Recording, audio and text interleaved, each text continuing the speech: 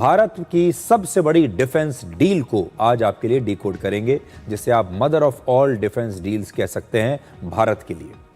भारत सरकार ने हमारी तीनों सेनाओं के लिए 3,60,000 करोड़ रुपए की एक रक्षा डील को मंजूरी दी है। हमारे देश का रक्षा बजट कुल 7,85,000 करोड़ रुपए का है और ये डील हमारे पूरे रक्षा बजट का लगभग 46% हिस्सा है, यानी हमारे रक्षा बजट का लगभग आधा हिस्सा है। इससे आप अंदाजा लगा सकते हैं कि ये कितनी बड़ी डील है और इससे हमारी सेनाओं की ताकत कितनी बढ़ जाएगी। डिफेंस एक्विजिशन काउंसिल यानी DAC ने इस डील में भारतीय वायुसेना के लिए 114 नए रफाल फाइटर जेट्स खरीदने की मंजूरी दी है।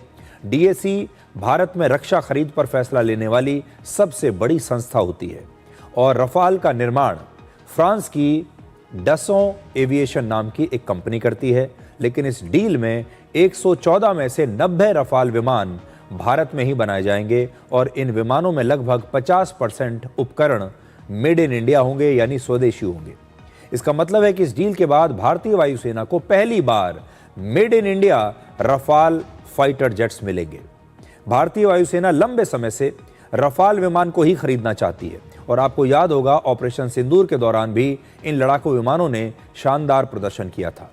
ये 4.5 जनरेशन का लड़ाकू विमान है और हमारी वायुसेना का अब तक का सबसे आधुनिक और महंगा विमान यही है।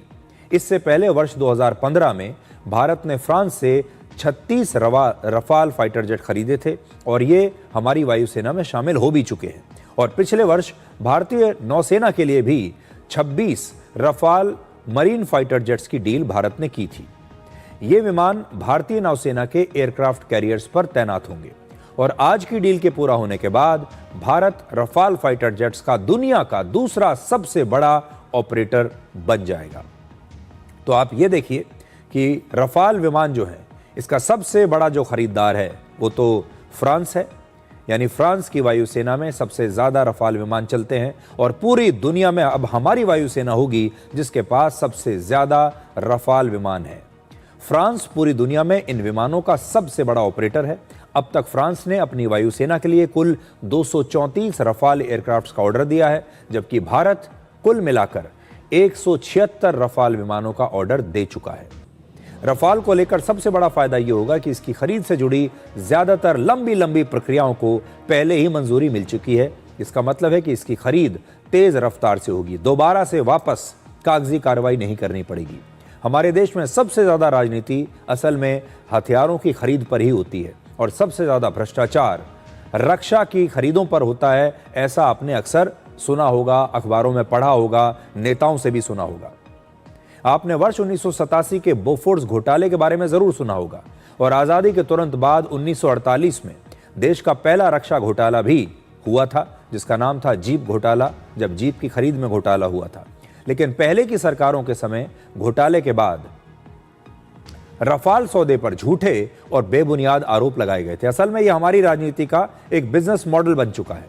जब भी कोई सरकार कोई रक्षा खरीद करती है, कोई हथियार खरीदती है, तो विपक्ष के नेता सबसे पहले उस खरीद में भ्रष्टाचार के आरोप लगाते हैं और यही एक कारण है कि कोई भी सरकार खुलकर इसके बारे में फैसले ले नहीं पाई। इससे पहले की जो सरकारें हैं, हो सकता है उन्होंने भ्रष्टाचार भी किया हो और इसीलिए जो एक्विजिशन है डिफेंस का, ये बहुत ही धीमी गति से चला है।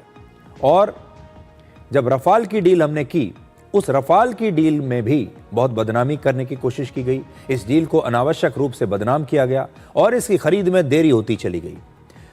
वर्ष 2015 में रफाल की एक इमरजेंसी डील की गई थी और हम चाहते तो उसके तुरंत बाद ये बड़ा ऑर्डर हम दे सकते थे, लेकिन जानबूझकर राष्ट्रीय सुरक्षा से जुड़े रफाल को एक चुनावी मुद्दा बनाकर सुप्रीम कोर्ट तक ले जाया गया और इसकी वजह से देश की रक्षा तैयारियों को एक बहुत बड़ा नुकसान हुआ।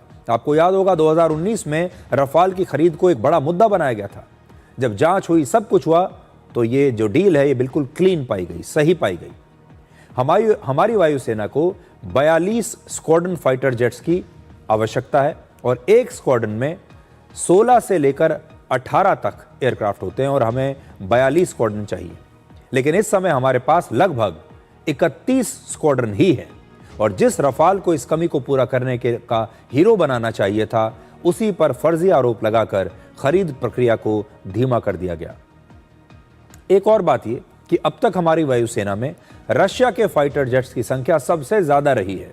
इस समय हमारे पास रशिया के लगभग 260 सुखोई 30 MKI फाइटर जेट्स हैं और इस डील के बाद, ये पूरा होने के बाद, हमारी वायुसेना में 176 रफाल फाइटर जेट्स हो जाएंगे। यानी सुखोई के बाद सबसे बड़ी संख्या में जो विमान हमारे पास होगा वो होगा रफाल।